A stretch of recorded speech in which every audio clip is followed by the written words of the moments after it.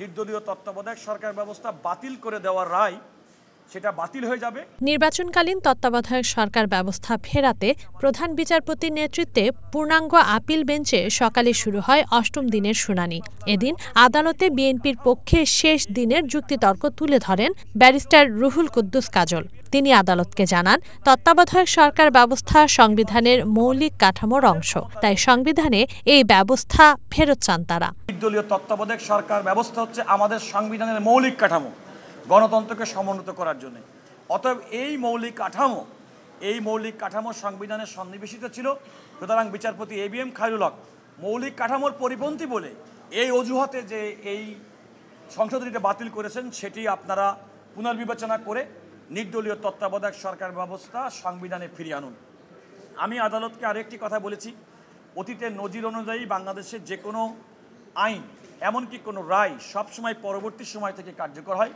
আমি আমার কনক্লুডিং শেষাংশে আমি আদালতকে বলেছি, আপনারা যে রায়ই দেবেন না কেন সেই রায়ের ইফেক্টটা যেন পরবর্তী সময় থেকে কার্যকর হয়। পরে রাষ্ট্রপক্ষের শুনানিতে অ্যাটর্নি জেনারেল মোহাম্মদ আসাদুজ্জামান জানান, দেশে সুষ্ঠু নির্বাচন করতে হলে তত্ত্বাবধায়ক সরকার ব্যবস্থার বিকল্প নেই। আমরা মনে করি ওই রায় থাকা উচিত নয়। কেন উচিত নয়? আমরা বিশ্বাস করি যে ওই রায়টা রাজনৈতিকভাবে ম্যালিশাসলি লেখা হয়েছিল। এইটা বলতে যে আমরা বলেছি যে ম্যালিশাস অ্যাকশন যদি হয়ে থাকে, এই রায়টা মেনলি দুইটা গ্রাউন্ডেই বাতিল হবে। এক, উনি যখন প্রোনাউন্স করলেন 7 জন মিলে আগামী 2টি সংসদ নির্বাচন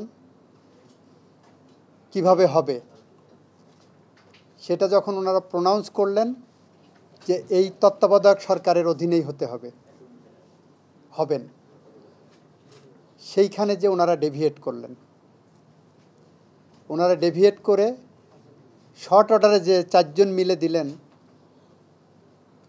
যেটা ওপেন প্রোনাউন্স জাজমেন্টের সাথে সাংঘর্ষিক। খায়রুল হক সাহেব যে পথে হেঁটেছেন, ওই পথে হাঁটাটা একদিকে যেমন এই আইনের ব্যত্যয়, যে রিভিউ না করে উনি রায় পরিবর্তন করছেন যেটা আইন তাকে অথরিটি দেয়নি। আরেকদিকে বলেছি এইটা দণ্ডবিধির 219 ধারা অনুসারে শাস্তিযোগ্য একটা অপরাধ।